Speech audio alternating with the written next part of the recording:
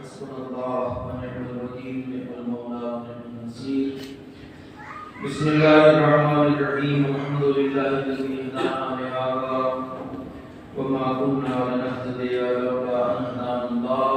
لقد جاءت رسل ربنا بالحق والصلاة والسلام والتحية والإكرام على أشرف الأنبياء والمرسلين مولانا ومولا الكونين جد الحسن والحسين أبي القاسم محمد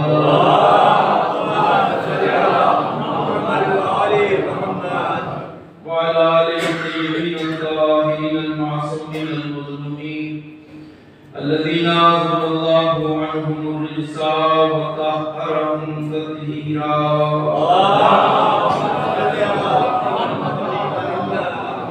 ولعنة الله الدائمة الباقية الأبدية على أعدائهم وقاتليهم وغاصبي حقوقهم أجمعين من الآن إلى قيام يوم الدين. أما بعد، فقد قال الله سبحانه تبارك وتعالى وهو أصدق القائلين: بسم الله الرحمن الرحيم.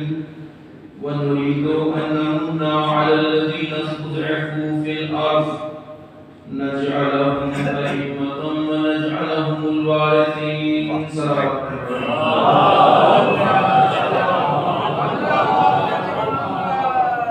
آپ حضرات سے ایک بار پھر گزارش ہے سورہ المومنین اور سورہ اخلاص کی تلاوت فرما کر مرحومہ کی روح کو اس طرح ثواب فرمائیں.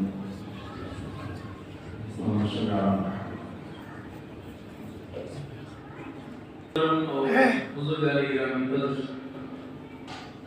آیت کریمہ جس کی میں نے تلاوت و شرف حاصل کیا ہے، یہ قرآن مجید کی وہ آیت کریمہ ہے جس میں خالق کائنات نے ایک خاص طبقے، خاص گروہ کے لیے اس آیت کریمہ میں ایک نوید، بشارت اور خوشخبری بیان کی ہے.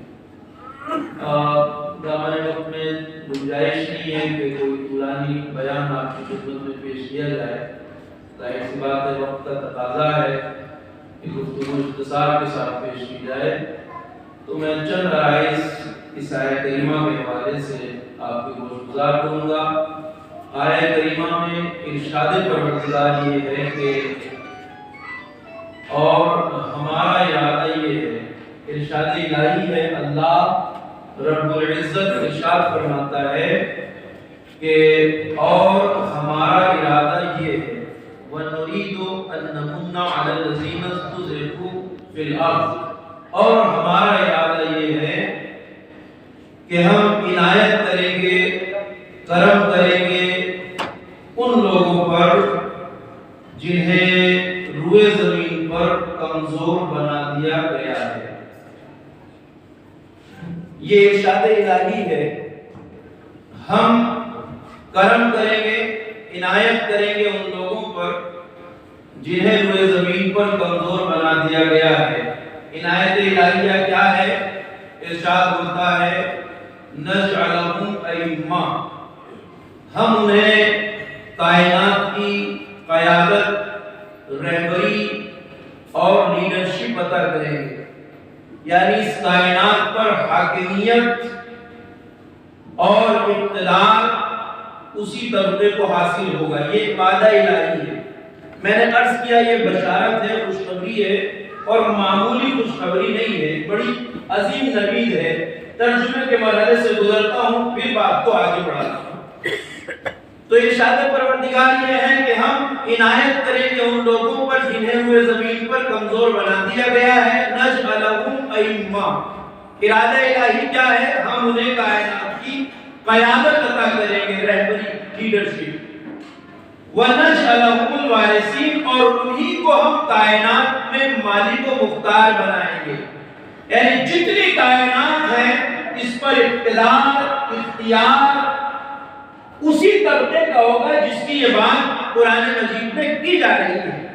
یہ آیت کریمہ کا ترجمہ ہے جسے میں نے آپ کے گوش گزار کیا ہے، اور یہ گفتگو احادیث اور تفاسیر کی روشنی میں ہے جو میں آپ کے گزار کر رہا ہوں تو ارشاد الہی ہے اور ہمارا ارادہ یہ ہے. تو پہلی بات تو یہ یاد رکھنے کی ہے کہ بات ارادہ الہیہ کی ہو رہی ہے، کسی عام انسان کے ارادے کی نہیں. یعنی ارادہ اللہ کا ہے، کسی اور کا نہیں. وہ کہہ رہا ہے اور ہم عنایت کریں گے، ہم کرم کریں گے ان لوگوں پر جنہیں روئے زمین پر کمزور بنا دیا گیا ہے. نجعلہم ائمہ، ہم انہیں کائنات کی قیادت عطا کریں گے. ونجعلہم الوارثین، اور زمین کا مالک و مختار انہیں کو قرار دیں گے. بات ارادہ الہی کی ہے. جب بات اللہ کے ارادے کی ہے تو اسے عام انسانوں کے ارادے پر قیاس نہیں کیا جا سکتا. یعنی ہم دن رات ایک دوسرے کی گفتگو سنتے ہیں. ہم میں سے بہت سارے افراد ایسے ہیں جو ارادہ کرتے ہیں، اپنا منصوبہ بناتے ہیں، پلان کرتے ہیں، مگر ہم دیکھتے ہیں کہ جو منصوبہ بنا رہے تھے، جو کہہ رہے تھے، وہ ہو نہیں پایا. ارادہ تھا مگر نہیں ہو سکا. بہت سے ارادے ہیں جو ہم بناتے ہیں، ٹوٹ جاتے ہیں. تو کبھی بھی یہ مت سوچئے گا کہ اگر اللہ نے کہا ہے ہم عنایت کریں گے، ہمارا ارادہ یہ ہے، تو یہ عام انسانوں کے ارادے جیسا ہے. یعنی ہم ایک دوسرے کے بارے میں جب کہتے ہیں تو ہمیں پتا ہوتا ہے کہ جو کہہ رہے ہیں ہمارا ارادہ یہ ہے، یہ ہو بھی سکتا ہے، نہیں بھی. لیکن اگر اللہ کہے کہ ہمارا ارادہ یہ ہے تو کبھی یہ نہیں سوچا جا سکتا کہ ہو بھی سکتا ہے، نہیں بھی نہیں. ہم انسان ہیں، جتنے بھی افراد بشر، ہم جب ارادہ کرتے ہیں وہ ٹوٹ بھی سکتا ہے. اس ارادے میں ہم ناکام بھی ہو سکتے ہیں، اس لیے کہ ہم مخلوق ہیں. مگر اگر اللہ کہے ہمارا ارادہ یہ ہے تو اس کے ارادے میں نہ کوئی رکاوٹ آ سکتی ہے، نہ اسے کوئی توڑ سکتا ہے. پہلی بات تو یہ کہ ایسا ہر حال میں ہونا ہے، اسے کوئی نہیں روک سکتا. یہ ارادہ الہی کی بات ہے. اللہ کا ارادہ بڑی چیز ہے. تو ارادہ الہی کس کے بارے میں ہے؟ اب آئیے میں بس ان لفظوں کی وضاحت کرتا ہوں، تمہیدی مرحلے سے گزر جاؤں گا. ہمارا ارادہ یہ ہے کہ ہم عنایت کریں گے ان لوگوں پر جنہیں روئے زمین پر کمزور بنا دیا گیا ہے. اب لفظوں پہ غور کیجئے. اللہ نے اس آیت کریمہ میں ان لوگوں کی بات کی ہے جنہیں روئے زمین پر کمزور بنایا گیا ہے. ان کی بات نہیں کی جو بذات خود کمزور ہیں.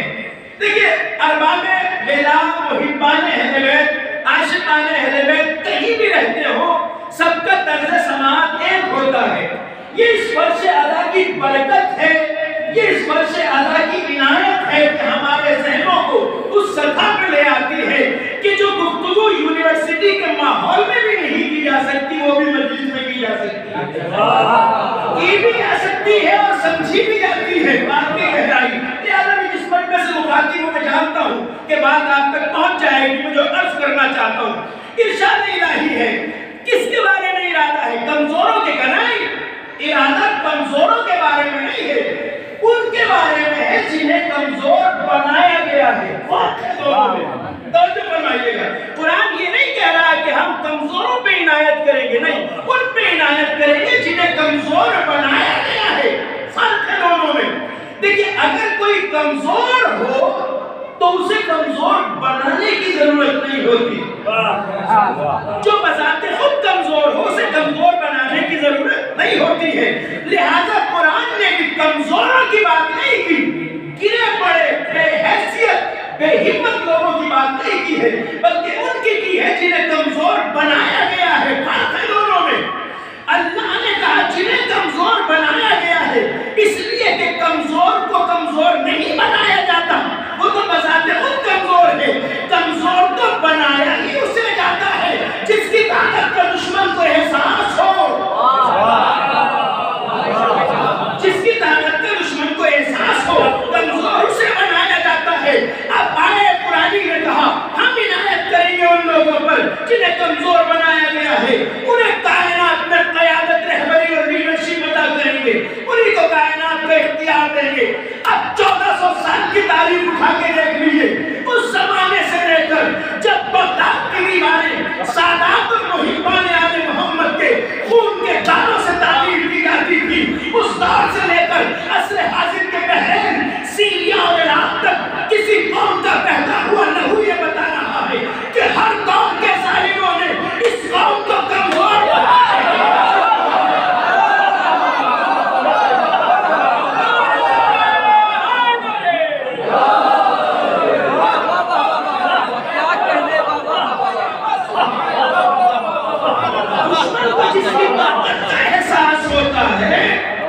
کمزور اسے بنایا جاتا ہے، اس پہ کام کیا جاتا ہے۔ دنیا کی تاریخ گواہ ہے جتنا خون اس قوم کا بہایا گیا، جتنا اسے دبایا گیا، جتنا اسے مٹانے کی کوشش کی گئی، اتنی کسی قوم کو مٹانے کی کوشش نہیں کی گئی۔ لہذا تاریخ گواہ ہے کہ یہ قوم کمزوروں کی قوم نہیں ہے، اور دشمن کو اس قوم کی طاقت کا احساس کیوں نہ ہو؟ اس لیے کہ طاقت کا جو راز دنیا کچھ بھی رکھے، زمانہ کچھ بھی رکھے، لوگ کچھ بھی گھڑ دے طاقت کا راز، مگر طاقت کا جو اصل راز ہے وہ قرآن نے بیان کیا ہے۔ جہاں حضرت طالوت کا ذکر ہے وہاں قرآن نے کہا طالوت کی برتری اور قیادت کا حق انہیں کیوں ملا؟ لشکر کی رہبری اور قیادت کا حق طالوت کو کیوں ملا؟ قرآن نے کہا اس لیے کہ اللہ نے انہیں قدرت علم عطا کی تھی اور قدرت جسم عطا کی تھی۔ تو طاقت اور حاکمیت کی دو راز ہے قرآن کی روح سے، ایک جسمانی طاقت، ایک علم کی طاقت۔ زمانہ سمجھے نہ سمجھے، کہیں نہ کہیں ہمارا دشمن جانتا ہے وہ اس قوم کی طاقت کے راز سے واقف ہے، اس لیے کہ اسے پتا ہے وہ قوم کمزوروں کی قوم ہو کیسے سکتی ہے جس کا رشتہ علم باب مدینہ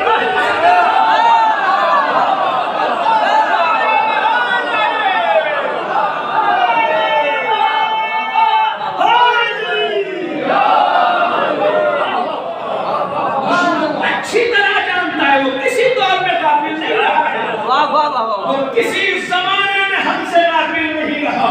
اس چھوٹی سی قوم کو ہمیشہ یزیدوں نے اپنی نظر میں رکھا ہے، وقت کے جلادوں نے ہمیشہ دبانے کی کوشش کی ہے، اس لیے کہ اسے اچھی طرح پتا ہے وہ قوم کمزوروں کی قوم ہو ہی نہیں سکتی جس کا رشتہ علم جعفر صادق سے ملتا ہو، رشتہ شجاعت فاتح سے ملتا ہو۔ ایک سلوات پڑھیے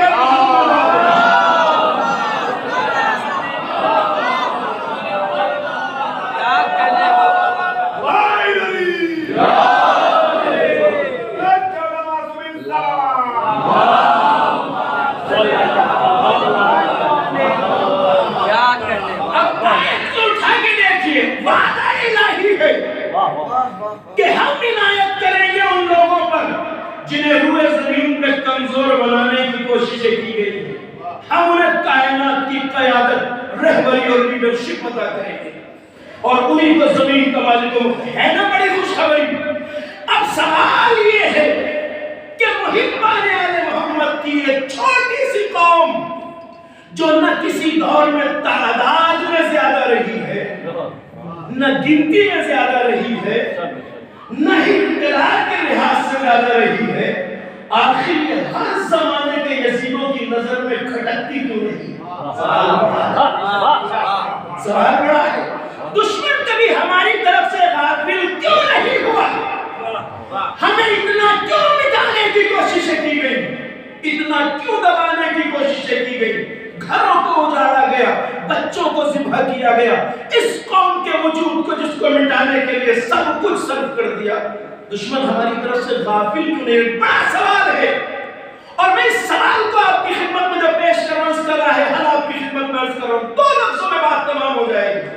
ایک بات آپ سے کہتا ہوں، بنیادی بات یاد رکھیے گا، جس طرح محبت بے وجہ نہیں ہوتی، اسی طرح عداوت بھی بے وجہ نہیں ہوتی۔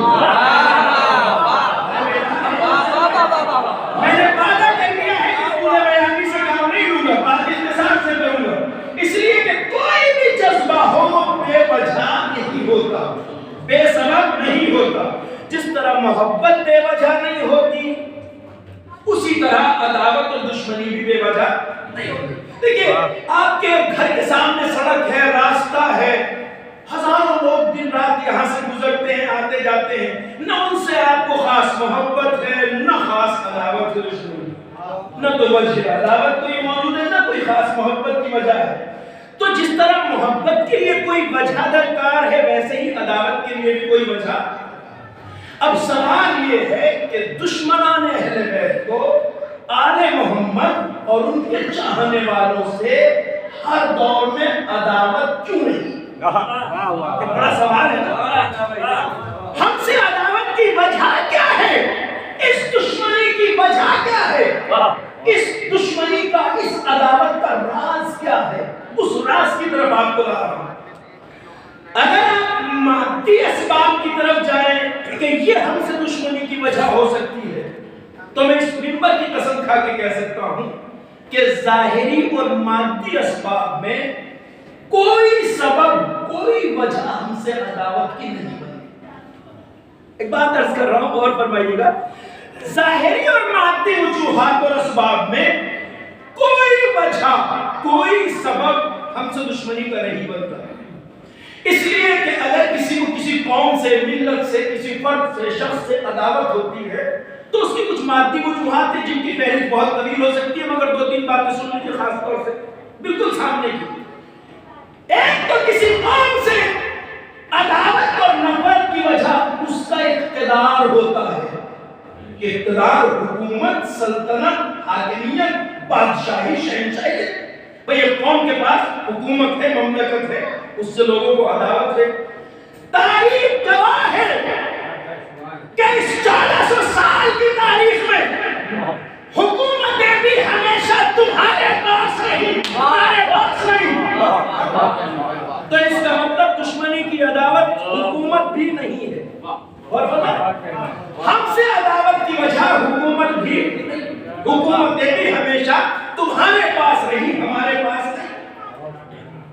دوسری وجہ عداوت کی کسی قوم کی مال و دولت ہو سکتی ہے، ثروتوں کے انبار، بیت المال، قصر العمارت۔ تاریخ گواہ ہے کہ بیت المال بھی ہمیشہ تمہارے پاس رہا، ہمارے پاس نہیں۔ اس کا مطلب ہم سے عداوت کی وجہ دولت اور قصر العمارت اور بیت المال بھی نہ، تو حکومت نہ دولت۔ ایک وجہ کسی قوم کا لشکری تعداد ہو سکتی ہے، افواج کی کثرت۔ تاریخ گواہ ہے لشکر اور فوجیں بھی ہمیشہ تمہارے پاس رہے، ہمارے پاس نہیں۔ ماشاءاللہ جتنی بھی مثالیں آپ مادی چلے جائیں، ایک بات تو توجہ سے سنیے، میں کہنا چاہتا ہوں، ہم سے عداوت کی کوئی مادی اور ظاہری وجہ نہیں، نہ تو حکومت، نہ ہی دولت، نہ ہی لاؤ لشکر، نہ فوج۔ ہم سے عداوت کی یہ ظاہری وجوہات نہیں، یہ وجوہات اس لیے نہیں ہے کہ یہ ساری چیزیں وہ تھیں جنہیں چھینا جا سکتا تھا اور چھین لیا گیا۔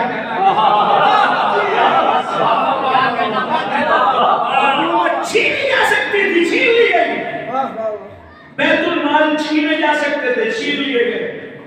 کثرت افواج اپنے ساتھ رکھی جا سکتی تھی، ملا لیا گیا۔ یہ ساری چیزیں وہ ہیں جنہیں چھینا جا سکتا تھا اور چھین لیا گیا۔ ہم سے عداوت کی وجہ وہ چیز ہے جسے کوئی چھین نہیں سکتا۔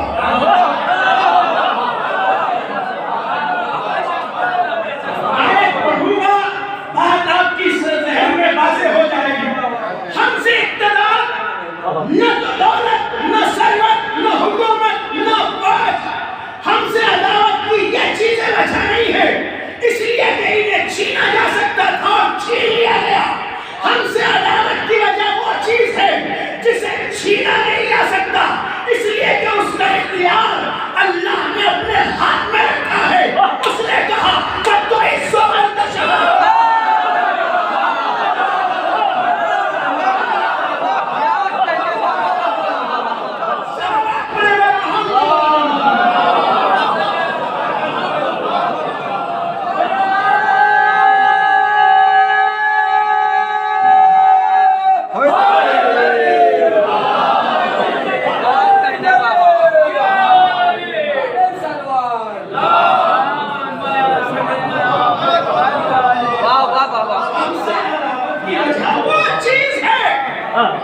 جسے کوئی چھین نہیں سکتا، اس لیے کہ خالق کائنات نے قرآن میں کہا وَلِلَّهِ الْعِزَّةُ وَلِرَسُولِهِ وَلِلْمُؤْمِنِينَ۔ اس نے واضح لفظوں میں کہہ دیا عزت بس اللہ کے لیے ہے، اس کے رسول کے لیے ہے اور سچے مومنوں کے لیے ہے۔ اس نے کہا وَتُعِزُّ مَن تَشَاءُ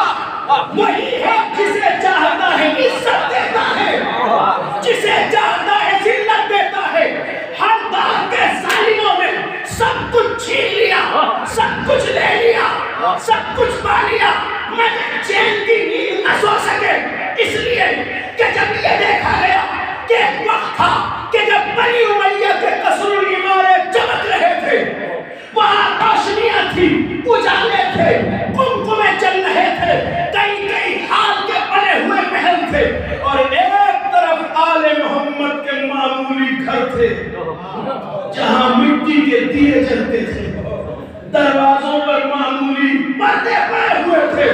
کہاں ایسے گھر، کہاں قصر العمارے وہ چین سے کیسے سو جائیں جو یہ دیکھ رہے ہو کہ آج 1400 سال بعد بھی کربلا کی طرف کروڑوں لوگ جا رہے ہیں، قصر العمارے خاک میں مٹا ہے۔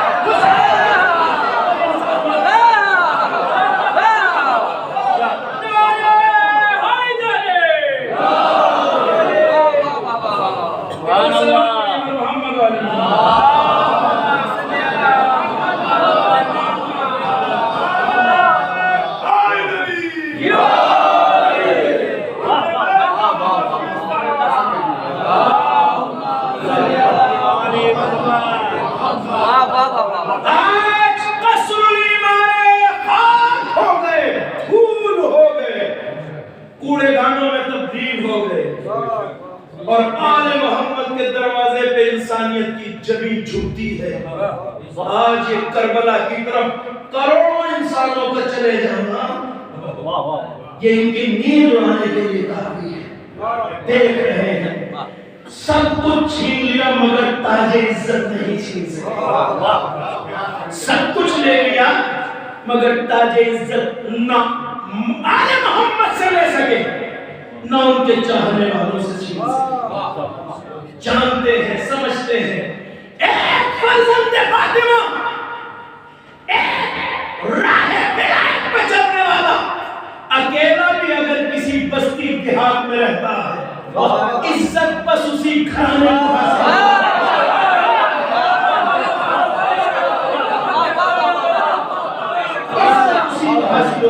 اس لیے کہ یہ وعدہ الہی راز عزت کوئی نہیں چھین سکتا، یہ تاج عزت ہے جسے کوئی نہیں چھین سکتا۔ اور اب جب اس منزل پہ آ چکے ہیں تو یہ 1400 سال کی پوری تاریخ کو ذہن میں اجاگر کر لیجیے، اور آج بھی دیکھیے یہ ماضی قریب کی بات ہے، دور دراز کی بات نہیں کر رہا ہوں کہ آپ کو خبر نہ ہو، اور میں اس بات کی امید اور توقع نہیں رکھتا کہ مجلس اعضاء کے فرش پر جوان وہ آتے ہوں جنہیں حالات کی خبر نہ ہو۔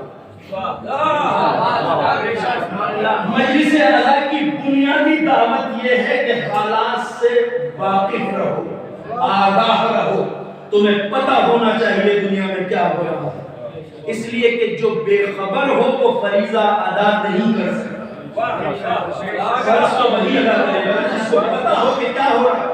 بیدار رہیے، اور یہ ماضی قریب کی بات ہے اس لیے آپ سب کو پتہ ہے۔ دنیا نے دیکھا، آج ساری دنیا دیکھ رہی ہے، خود ستائشی نہیں ہے کہ ہم اپنا قصیدہ خود پڑھ رہے ہیں، نہیں، آج تو پوری دنیا اس بات کی گواہ ہے، پوری دنیا گواہ ہے بلا استثناء، اور ساری دنیا اسے دیکھ رہی ہے، کھلی آنکھوں سے دیکھ رہی ہے۔ 1400 سال بعد کے منظر بھی آج دنیا دیکھ رہی ہے کیا ہے۔ اس راز عزت کا انکار نہیں کر سکتے ہو۔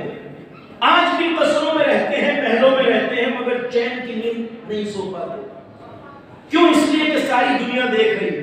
مڈل ایسٹ میں 58 اسلامی ممالک ہیں، 58 اسلامی کنٹریز ہیں دنیا میں، 58 اسلامی ممالک جن کے قدموں میں پیٹرول ہے، گیسز ہیں، انواع اقسام کی دولتیں ہیں، پیٹرول ڈالر کی ریٹ ٹیل ہے، کیا نہیں ہے۔ 58 اسلامی ممالک ہے دنیا میں، اور دنیا اس چیز کو کھلی آنکھوں سے دیکھ رہی ہے۔ اتنی بڑی دنیا اسلام سب کچھ ہوتے ہوئے بھی آج سپر طاقتوں کے قدموں میں غلاموں کی طرح سر جھکائے کھڑے ہیں۔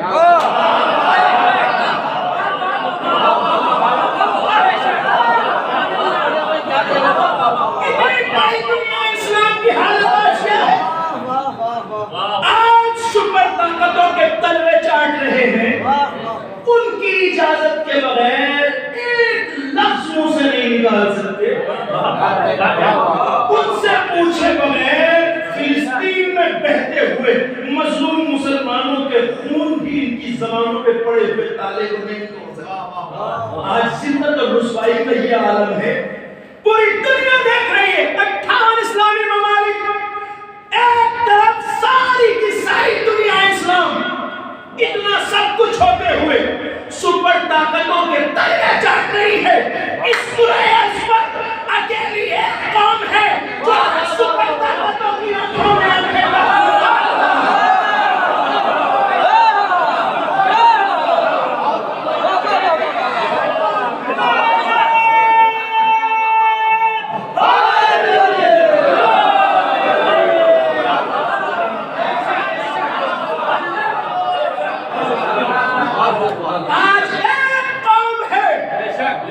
جس نے سپر طاقتوں کی نیند اڑا رکھی ہے، ایک قوم ہے جس نے وقت کے شیطانوں کو ذلت اور مذلت کی گڑھے میں ڈال دیا ہے، اس لیے کہ وہ سمجھتے ہیں اس قوم کا خون بہا دیا جائے گا تو کامیاب ہو جائے گی، اس قوم کو قتل کر دیا جائے گا تو کامیاب ہو جائے گی۔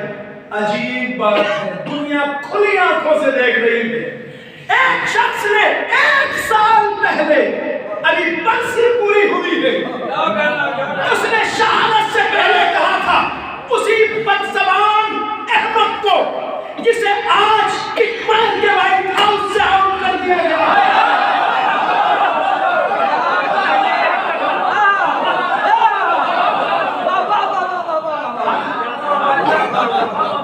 جب بدزبانی کی، حماقتیں بیان کی، گستاخیاں کی، بندر بھٹکیاں دی، تو اسی مرد مجاہد جنرل قاسم سلیمانی نے کھڑے ہو گئے کہ آج چوے باز، میرا ملک، میری حکومت، میرے ملک کی فوجیں تو بعد میں ہیں، پہلے تجھے اکیلا میں کافی ہوں، میں تجھے کافی ہوں۔ وہ سمجھ رہا تھا یہ اکیلا شخص کہہ کیا رہا ہے، یہ راز تو تب سمجھ میں آیا جب اس جسارت اور ظلم کو کر گزرا کہ جب اس شہید کا خون زمین پر بہا تو ساری شیطانی سازشیں ختم ہو گئی۔ اربوں کھربوں ملین ٹریلین ڈالر خرچ کیے تھے عراق اور ایران کی قوموں کو لڑانے کے لیے، اربوں ڈالر خرچ کیے تھے اسلامی مملکتوں کو اکھاڑنے کے لیے۔ یہ جو آپ نے ابھی واشنگٹن میں دیکھا ہے نا کہ ہزاروں فوجیوں کے پہرے میں حلف لیا جا رہا ہے، یہ وہ چیز ہے جسے کھربوں خرچ کر کے وہ تہران میں دیکھنا چاہتے تھے، اس بغاوت کو کھربوں خرچ کر کے وہ لبنان میں دیکھنا چاہتے تھے، بیروت میں دیکھنا چاہتے تھے، وہ اس منظر کو قاہرہ میں دیکھنا چاہتے تھے، وہ اس منظر کو کویت میں دیکھنا چاہتے تھے، کھربوں ڈالر خرچ کیا عالم اسلام کو مٹانے کے لیے۔ مگر قدرت الہی دیکھیے، انتظام قدرت دیکھیے، جہاں کھربوں خرچ کیے تھے وہاں امن و امان ہے، اور جہاں کوئی خرچ کی ضرورت نہ ہو قدرت نے وہاں کیا حال کیا۔ ذلت ایسا مقدر ہو گئی، رسوائی ایسا مقدر ہو گئی کہ تاریخ میں اتنا ذلیل ہو کے وائٹ ہاؤس سے کوئی نہیں نکلا۔ کیوں؟ اس لیے کہ مقابلہ فرزندان فاطمہ سے ہے، مقابلہ اولاد فاطمہ سے ہے، اس شاط فاطمہ سے ہے، اس راہ پہ چلنے والوں سے ہے کہ جس راہ کو راہ ولایت کہتے ہیں۔ پوری دنیا نے دیکھا عزت اس سے بڑی کیا ہوگی، عزت اس سے بڑی کیا ہوگی کہ جس کے وائٹ ہاؤس کے باہر پوری دنیا کے حکمراں لائن لگاتے ہوں، سب لگا کے کھڑے ہوتے ہوں ملاقات کے لیے، ٹائم مل جائے وائٹ ہاؤس میں جانے کے لیے۔ وہ فرعون وقت ایک خط بھجواتا ہے جاپان کے وزیر اعظم کے ہاتھوں اور چپکے سے کہلاتا ہے فرزندان فاطمہ سے کہ ان سے کہیے کہ ہم سے بات کر لیں۔ ایک سلامات پڑھیے نا محمد۔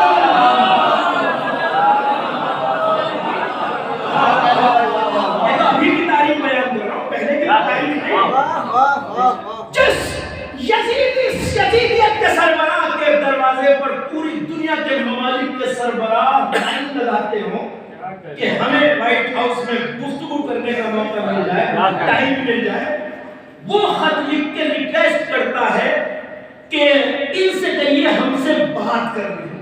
کمال کردار آل محمد کے چاہنے والوں کا یہ کہ عصر حاضر میں حسینیت کے علم بردار نے بھی جواب وہی بھجوایا جو کل کربلا سے ابن زیاد کو حسین نے جواب بھجوایا۔ آپ دیکھ رہے ہیں پوری دنیا کا محاصرہ ہے، سینکشن ہے، پابندیاں ہیں، پوری دنیا کی طرف سے پریشر ہے، پوری دنیا یزیدیت گھیرے ہوئے ہے جس کو اس سے بات کرنا چاہتا ہے۔ اس گھیرے سے وہ جواب وہی دیتا ہے جو کربلا سے حسین نے اس وقت جواب دیا تھا جب حسین اپنے صرف 72 ساتھیوں کے ساتھ نرگہ آدھا میں تھے۔ ارے صاحب 72 کہاں، لاکھوں کہاں؟ کسی جگہ لاکھوں، کربلا میں لاکھوں کی فوج تھی عزیزوں کی، حسین کے ساتھ کتنے 72؟ اس گھیرے میں رہتے ہوئے بھی حالت دیکھیے، ایک بات میں یہی کہہ دیتا ہوں، یہ جو آپ 1400 سال پہلے کا ذکر سنتے ہیں نا مجلسوں میں، اس مجلس میں آنے کا اصل فائدہ کیا ہے؟ کبھی غور کیا ہے آپ نے؟ وہ جواب مت دیجیے کہ ثواب ملتا ہے، ثواب تو دیکھیے ہر کار نیک پر ملنے والی لازمی جزا۔ ہم مجلس میں صرف ثواب کے لیے نہیں آتے، اس لیے کہ ثواب تو ہر کار نیک پہ کہیں آپ راستے میں چلتے ہوئے پتھر ہٹا کے سائڈ کر دیجئے، ثواب وہاں بھی مل جائے گا۔ مجلس میں محض ثواب کے لیے نہیں آیا جاتا، مجلس میں آیا جاتا ہے کردار سازی کے لیے۔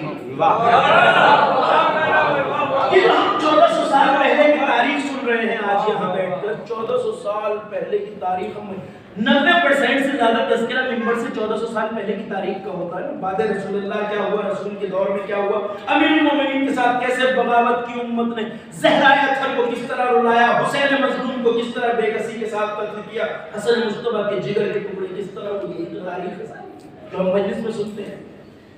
مگر ایک بات کا مجھے جواب دیجئے، ہم اس 1400 سال پہلے کے تذکرے کو آج کیوں سنتے ہیں بیٹھ کر؟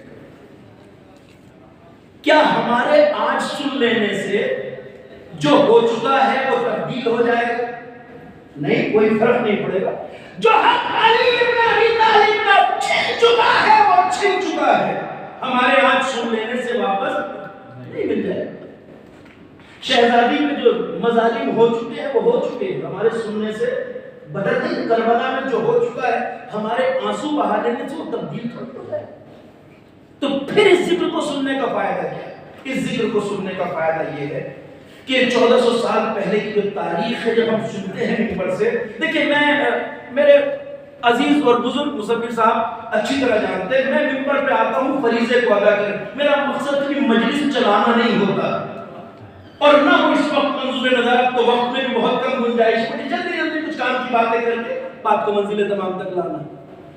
آج 1400 سال بعد ہم اس ذکر کو سن رہے ہیں، جب ہم یہ تاریخ سنتے ہیں تو یہ ذہن کے اسکرین پر ایک تصویر کی طرح، ایک فلم کی طرح چلتا ہے کہ 1400 سال پہلے کیا ہوا۔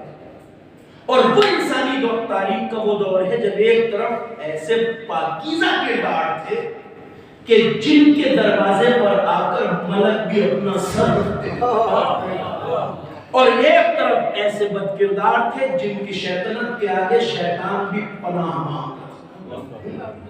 ان کرداروں کے ٹکراؤ کو دیکھتے جاؤ اور اپنے زمانے کے لیے سبق لیتے جاؤ۔ کیوں؟ اس لیے کہ افراد بدلتے ہیں، کردار نہیں۔ اشخاص بدلتے ہیں، ہر دور میں حالات سے اسی طرح گزر۔ یہ آپ سمجھے کربلا ختم ہو گئی؟ نہیں، کربلا شروع 61 ہجری میں ہوئی تھی مگر جاری قیامت تک۔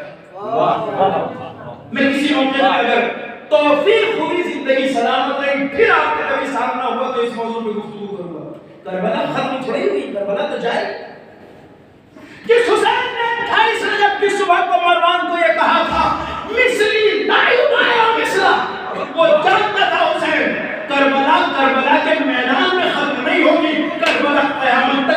رہے گی.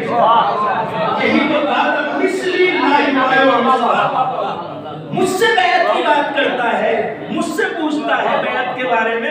سن, میں تو حسین ہوں فرزند فاطمہ, دل بند علی جگر گوشہ پیغمبر. میری تو بات الگ ہے. سن, مجھ جیسا کبھی اس جیسے کی بیعت نہیں کرتا. مجھ جیسے کی بات کی ہے حسین نے, یعنی قیامت تک جس کا کردار حسینی ہوگا وہ یزیدوں کی بیعت کرے.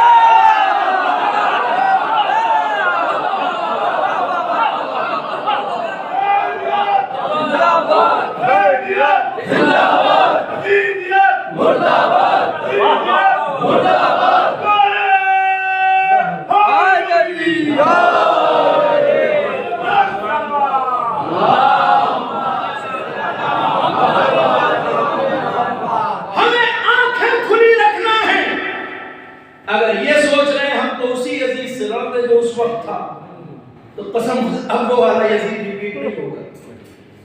اگر اس چکر میں ہے کہ اسی والے شمر سے ڈرتے ہم تو اب وہ والا شمر نہیں آئے گا. اور حسینیت کی مدد کے لیے اگر انہی خیموں کا انتظار ہے جو کربلا میں لگے تھے اسی تاریخ میں, وہ ڈیٹ اب ریپیٹ نہیں ہوگی. اگر کہتے ہیں فَيَا لَيْتَنِي كُنْتُ مَعَكُمْ فَأَفُوزَ مَعَكُمْ, یہ لفظ زبانی نہیں ہے. کربلا والوں اگر ہم تمہارے ساتھ ہوتے تو اسی طرح ثابت قدم رہتے. اس طرح لفظ زبانی تھوڑی کہیں خوش رہیے. کردار کو ایسا بناؤ, یہ مت دیکھو وہ والا یزید آیا نہیں, وہ شمر آیا وہ نہیں آئے گا. ہاں یہ دیکھو کہ شمر کا کردار رکھنے والے آ رہے ہیں. آج یزید کردار تمہارے سامنے آئے ہیں اور وہی کردار ادا کرو ان کے سامنے جو کربلا والوں نے کیا.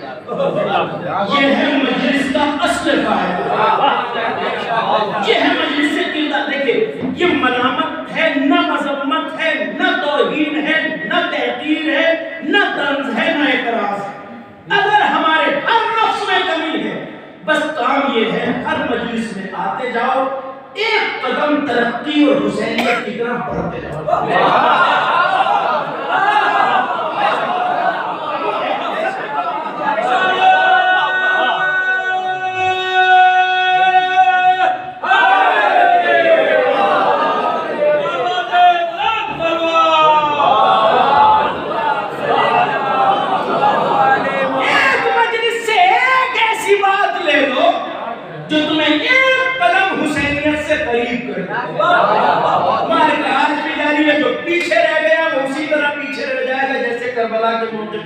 کیا کہہ رہا ہے؟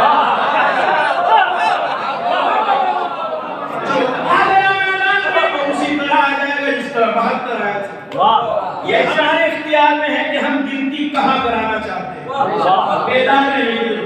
میں نے کہا کربلا حسین نے جس طرح نہ لگائے آدم میں کھلے ہونے کے باوجود ابن زیاد کو جواب بھجوایا تھا, وہی جواب آج حسینیت کے علمبردار سید علی خامنئی نے بھجوایا, جس کا ملک چاروں طرف سے لرغہ آدم میں گھرا ہے. جب یزیدیت کا سربراہ کہہ رہا تھا ہم سے بات کر لو, تو فرزند حسین نے پلٹ کے کہا اس سے جا کے کہہ دو ہم اسے بات کرنے کے لائق ہیں.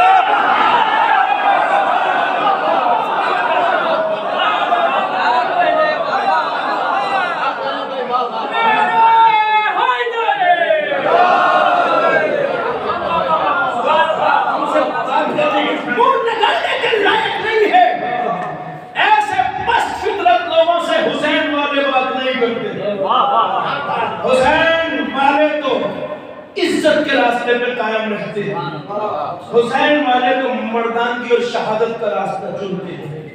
یزیدیت کے جتنے آلائے کار تھے ایک ایک کر کے ذلت کے کوڑے دان میں دفن ہوتے جا رہے ہیں. میری نظر گھڑی پر بھی ہے, وقت پر بھی ہے. انشاءاللہ شکایت کا موقع نہیں دوں گا. ایک صلوات پڑھیے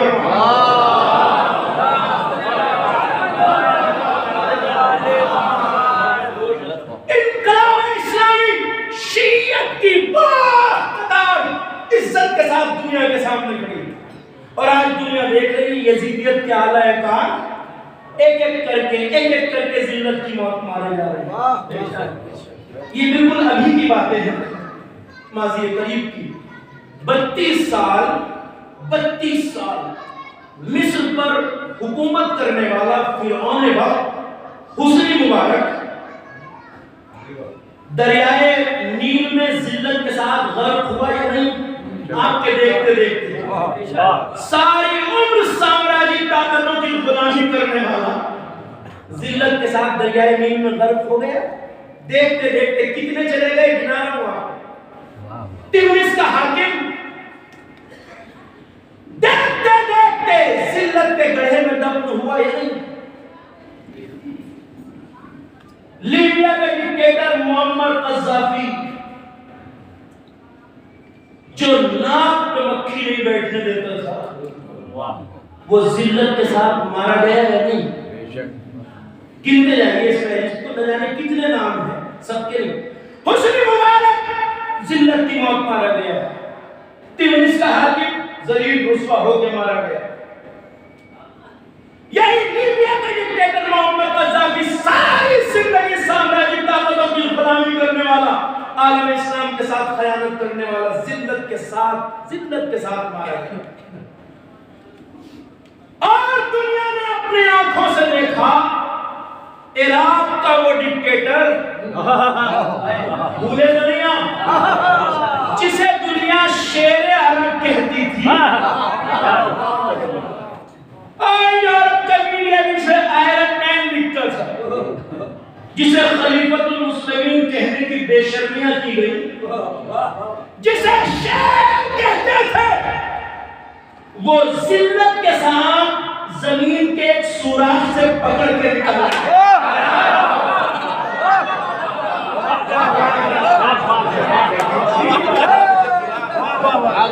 وہ ملعون جس نے 36-35 سال تک تقریباً عراق میں حسینیت کے چاہنے والوں پر اتنے شدید مظالم کیے. دور دراز سے جانے والا ایک عزادار ماتمدار حسین کربلا کی زمین پہ ہائے حسین کہہ کے سینے پہ ہاتھ نہیں مار سکتا. کوئی گھر ایسا سرزمین عراق میں آل محمد کے چاہنے والوں کا نہیں جہاں سے اس نے ایک دو جنازے نہ نکالے. خاندان آیت اللہ الحکیم پورا ختم کر دیا. آیت اللہ صدر کے گھرانے کو جس نے تباہ و برباد کر دیا. ایک ایسا ڈکٹیٹر جسے شیر کہتے تھے، وہ زمین کے سوراخ سے پکڑ کے نکالا گیا. اور جب جھاڑی جیسی داڑھی میں چہرہ سامنے آیا تو لوگ پہچان بھی نہیں سکے یہ وہی ہے.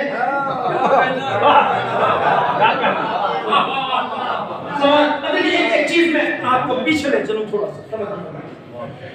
جب سے اس کے مظالم شروع ہوئے تھے، جن کی عمریں میری برابر ہیں، انہیں یاد ہوگا 40-42 سال پہلے تک کے دور کی بات بتا رہا ہوں. ہمارے اپنے بچپن کی بات 30-35 سال پہلے کی بات ہوئی. ہم جب چھوٹے چھوٹے تھے تو اپنے گھروں کی محلوں کی گلیوں میں ہم نعرے لگاتے ہوئے پھرتے تھے، امام خمینی زندہ باد، صدام مردہ باد. ہمارے گھروں میں مسلوں پہ، جانمازوں پہ بد دعائیں ہوتی تھی اس ملعون کے لیے. ہماری دادیاں، مائیں، والدیں بد دعا کرتی تھی، پروردگار اس ملعون کا بیڑا غرق ہو جائے، بیڑا غرق ہو جائے. ہمیں حق تھا یہ بد دعا کرنے کا. حق کیوں تھا؟ کان کھول کے سننے وہ جنہیں اعتراض ہے. ہمیں حق اس لیے تھا کہ ہمارے 2.5 لاکھ جوان اس نے اس ناجائز جنگ میں مارے تھے جو ناجائز طور پہ تھے. عراق میں کوئی گھر ہمارا ایسا نہیں ہے جہاں سے لاشیں نہ نکالی ہیں. اور ملاجے کرام کے پورے گھرانوں کو اس نے ختم کر دیا. ہمیں حق تھا بد دعا کرنے کا، اور ہمارے یہاں بد دعا ہوتی تھی. ہم کہہ رہے ہیں آپ سے، مگر کبھی کبھی جانمازوں پر، مسلموں پر بیٹھے بیٹھے یہ خیال آتا تھا اس وقت کہ پروردگار اتنی ہم نے اس کے ملعون کے لیے بد دعائیں کی ہے، یہ تباہ کیوں نہیں ہوتا، یہ مرتا کیوں نہیں، اس کے شر سے عراقیوں کو امان کیوں نہیں ملتی. ایک خیال آتا تھا. مگر اس تاخیر کا راز تب کھلا. توجہ فرمائیے کہ بات کریں، اتنی تاخیر استجابت دعا میں کیوں ہوئی؟ اس کا راز تب کھلا جب زمین کے ایک سوراخ سے پکڑ کے نکالا گیا. اچھا اگر یہ کسی جنگ میں لڑائی کرتے ہوئے مر جاتا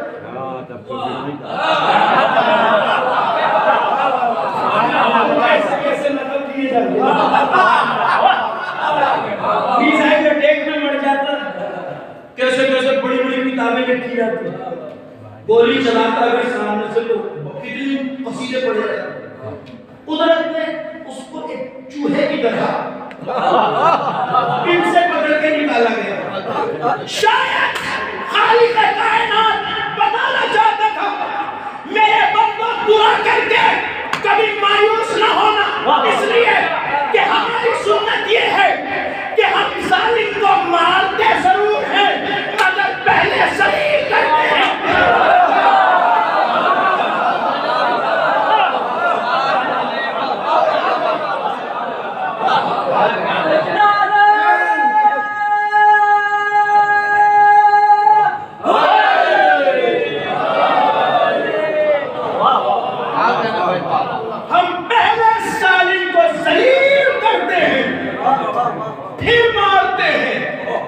تاکہ عزت کا کوئی تصور باقی نہ رہ جائے.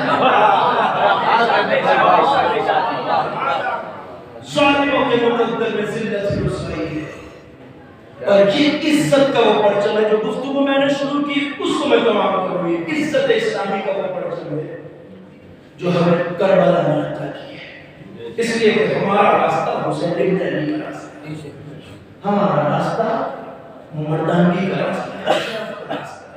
یہ وہی راستہ ہے جس پر قدم رکھے ہوئے حسین بن علی نے نر قیادت میں کھڑے ہو کے کہا الموت اولا بالرکوب الآب, عزت کی موت ذلت کی زندگی سے بہتر ہے.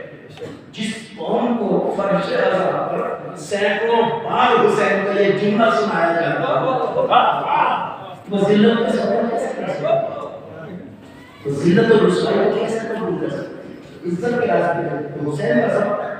اچھا آج بھی لوگ بڑے عجیب تعجب سے پوچھتے ہیں کرتے کیا ہے آپ لوگ؟ مجلس میں جاتے ہیں, کچھ پہ بیٹھتے ہیں, کچھ دیر بابا کرتے ہیں, پھر آنسو بہاتے ہیں, گریا کرتے ہیں, چلے آتے ہیں, ان کی کیا ملتا ہے کیا حاصل ہے.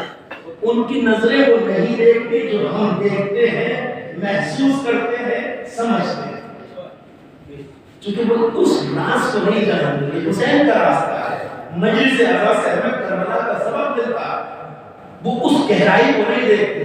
ہاں فرش اعظم وہی جگہ ہے جہاں ہم آنسوؤں کا نذرانہ دے کے جاتے ہیں, عزت کا تاج لے کے آتے ہیں.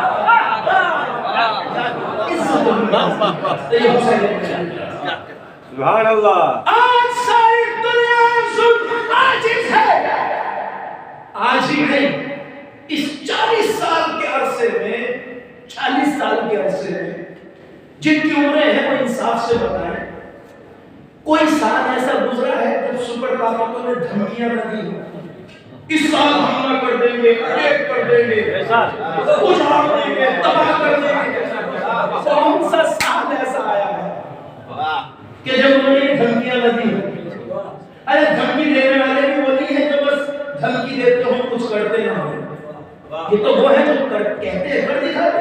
انہوں نے کل افغانستان سے کہا تھا اینٹ سے اینٹ بجا دیں گے, چند مہینوں میں افغانستان کی اینٹ سے اینٹ بجائی ہے نہیں. انہوں نے ویتنام کو تباہ کیا, کیوبا کو تباہ کیا, کتنی جگہیں ہیں جہاں ان کے مظالم, جاپان کے ہیروشیما ناگازاکی کو خاک میں ملا دیا جنہوں نے. کل صدام سے کہا تھا ہم عراق کو ریت کے ڈھیر میں تبدیل کر دیں گے, کیا نہیں کیا. ایسا نہیں کہ جو کہہ رہے ہیں وہ کرنے والے نہیں ہیں, جو جس سے کہا کیا. ایک جگہ آیا دہلی جہاں 40 سال سے کہہ رہے ہیں مگر کرتے نہیں.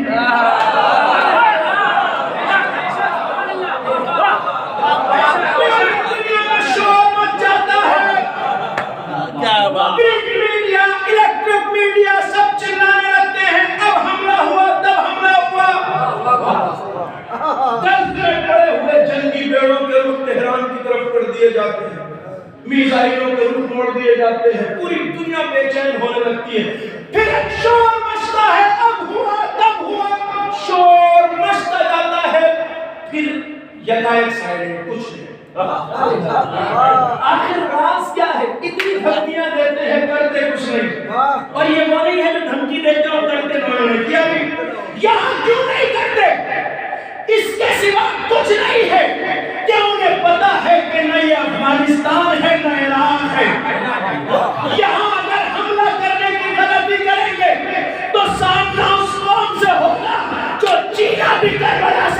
ही रही।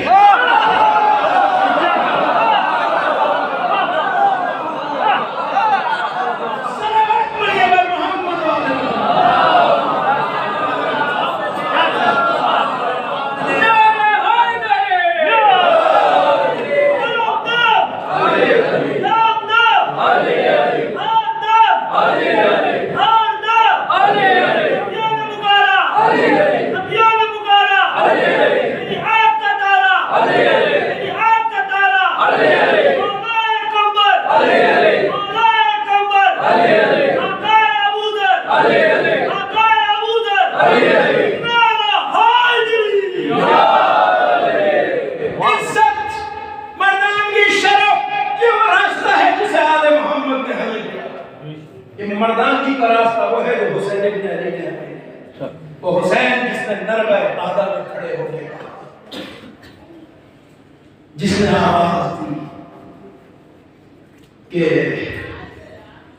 अल्लाह इब्न तई قد نكسني بين السنتين بين السلة والزلة وهيئات من الزلة.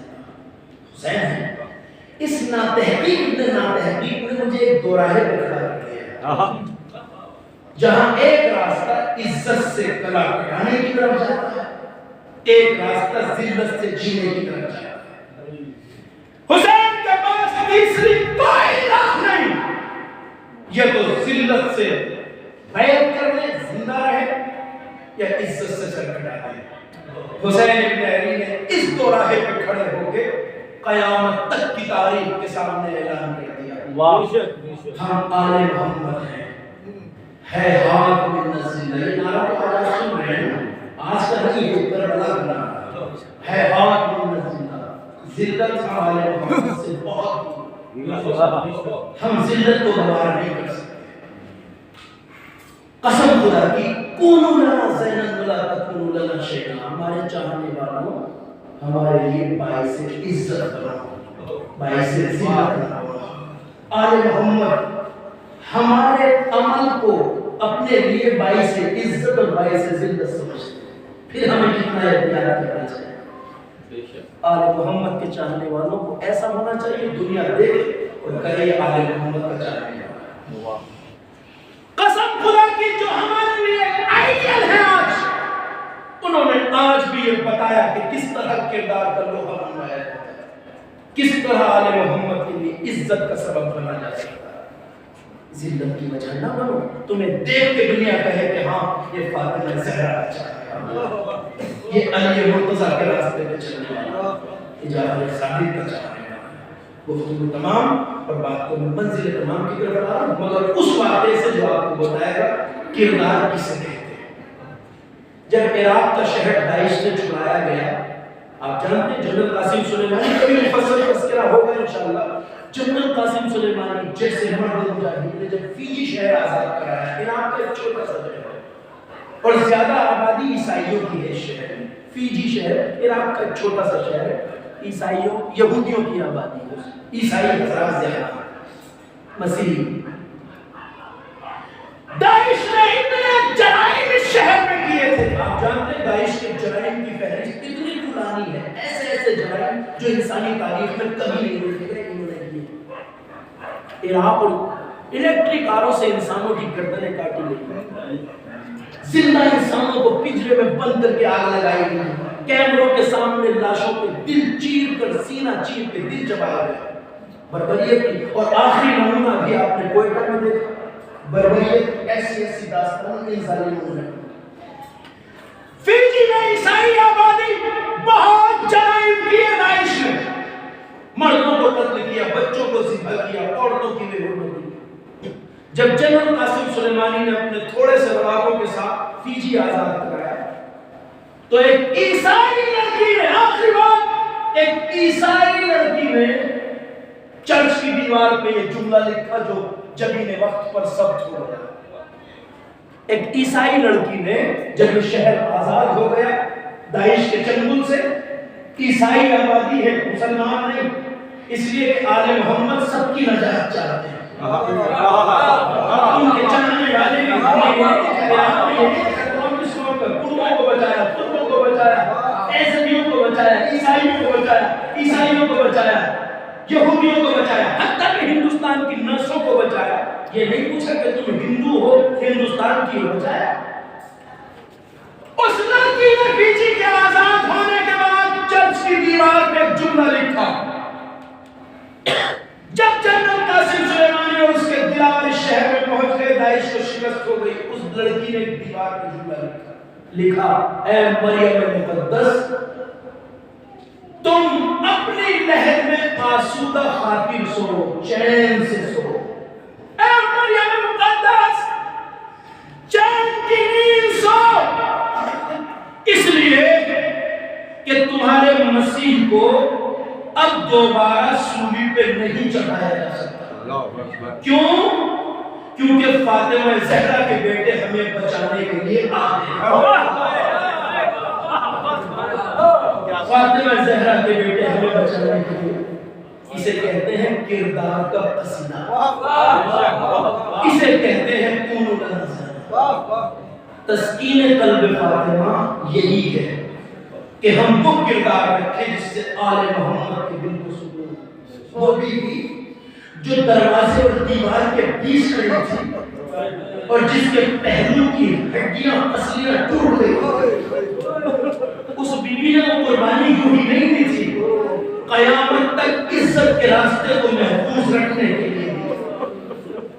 فاطمہ کی قربانی لائے گا نہیں، فاطمہ اپنے مقصد میں، فاطمہ نے نظام ولایت کی حفاظت کی، فاطمہ نے ہمارے لیے عزت کے راستے کو محفوظ کر دیا.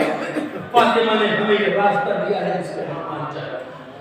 اکیلی بیوی اپنے دروازے کے پیچھے کھڑی. اس مجمع میں سادات بھی ہیں، محبان فاطمہ زہرا بھی ہے.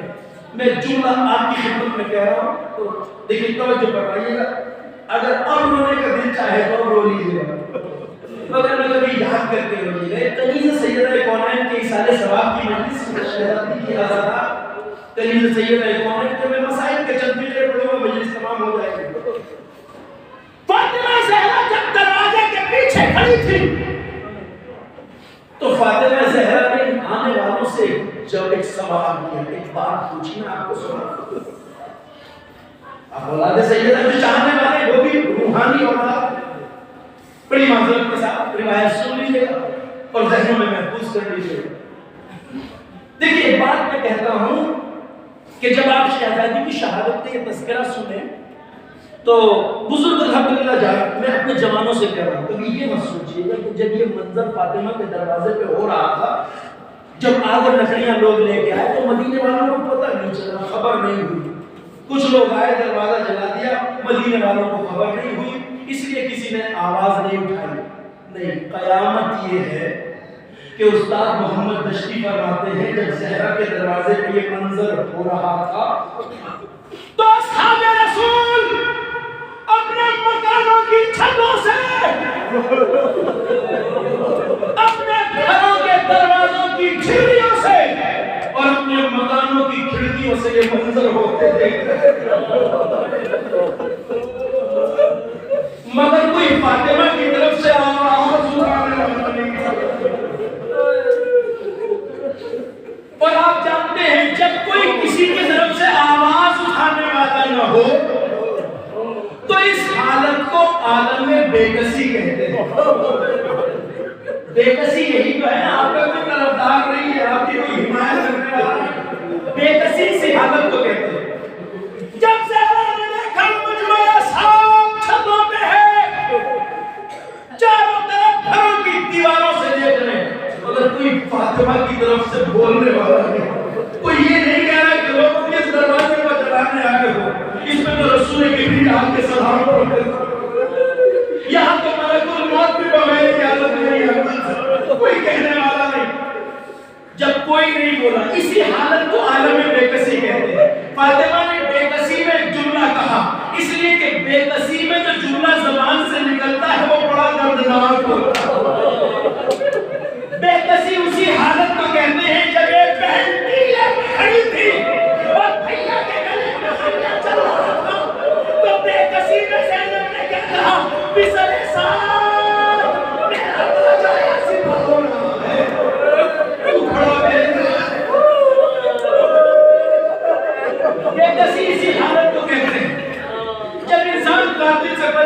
کرنے میں مجبور ہو جائے۔ دروازے کے پیچھے سے فاطمہ نے ان آنے والوں سے ایک بات کہی، سوال کیا، لوگوں تمہارا کیا ارادہ ہے؟ آگ اور لکڑیاں لے کے کیوں آئے ہو؟ تو کہنے والے نے کہا فاطمہ ہم گھر کو آگ لگاتے ہیں۔ زہرا نے کہا گھر کو آگ لگاتے ہیں؟ گھر جلا دیتے؟ کہا ہاں فاطمہ ہم گھر کو آگ لگاتے ہیں۔ پروردگار اس مجلس کا ثواب المرحومہ کی روح کو حاصل ہو، ان کے ایصال ثواب کے لیے مجلس برپا کی جا رہی ہے، فرزندوں کو پروردگار صبر عطا فرمائے۔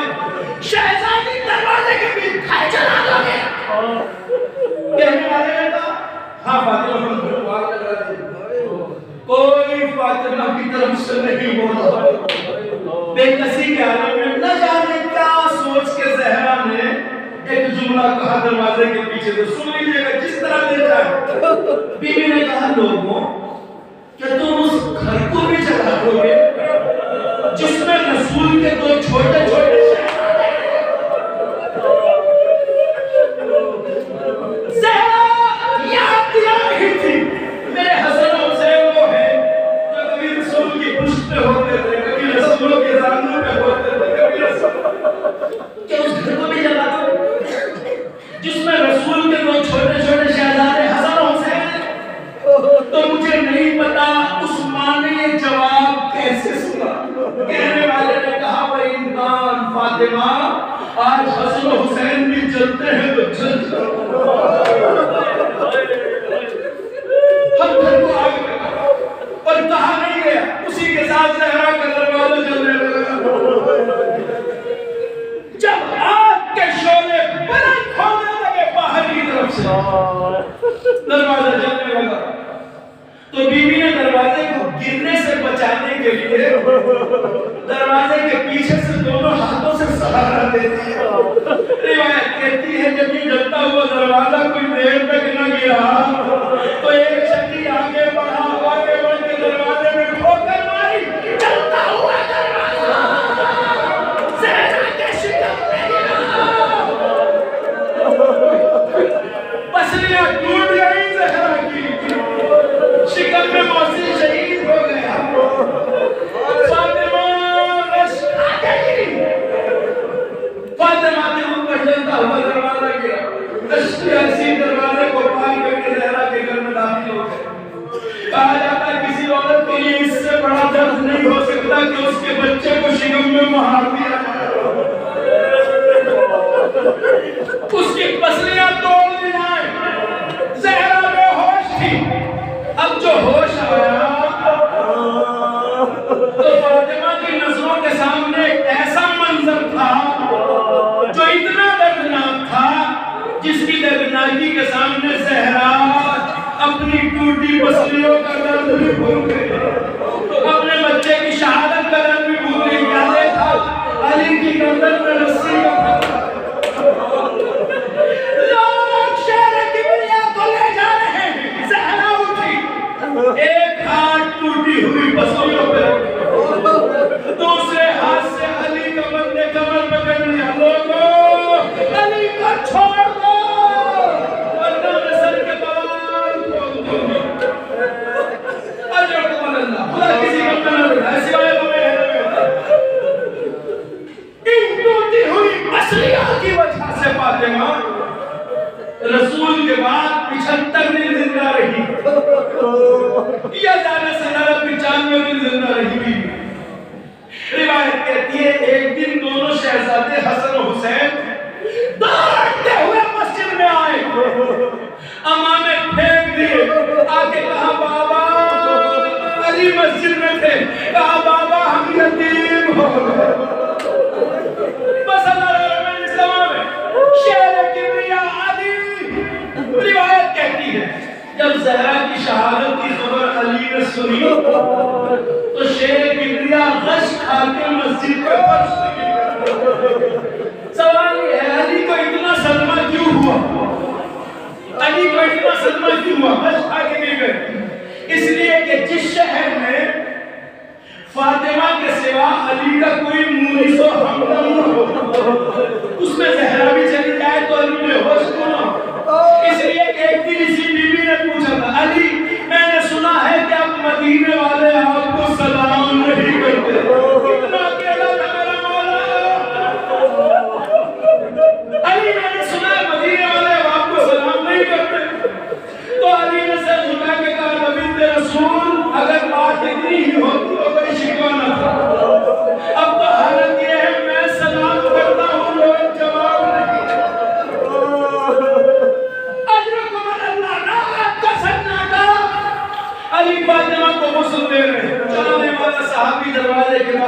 مدینہ سویا ہوا ہے۔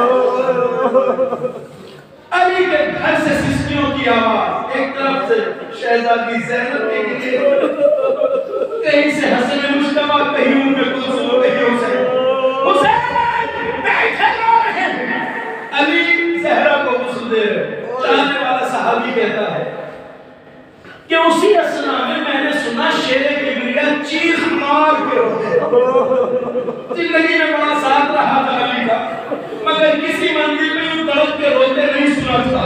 جب باہر آئے میرے ہاتھوں کو جوڑ کے کہا شیر کبریا آج کیا ہوا کہ اس طرح چیخ مار کے روتے؟ کہا چاہنے والے نہ پوچھ، جب میں نے اصرار کیا تو کہا اچھا سننا ہی چاہتے ہو تو سنو۔ جب میں زہرا کو غسل دے رہا تھا اور میرا ہاتھ فاطمہ کی پسلیوں میں آیا تو میں نے دیکھا زہرا کی پسلیاں ٹوٹی ہیں۔ مجھے صدمہ اس بات کا ہوا، اتنے دن گزر گئے مگر زہرا نے مجھ سے کبھی نہیں کہا علی میری پسلیاں فَسَيَعْلَمُ الَّذِينَ ظَلَمُوا أَيَّ مُنقَلَبٍ يَنقَلِبُونَ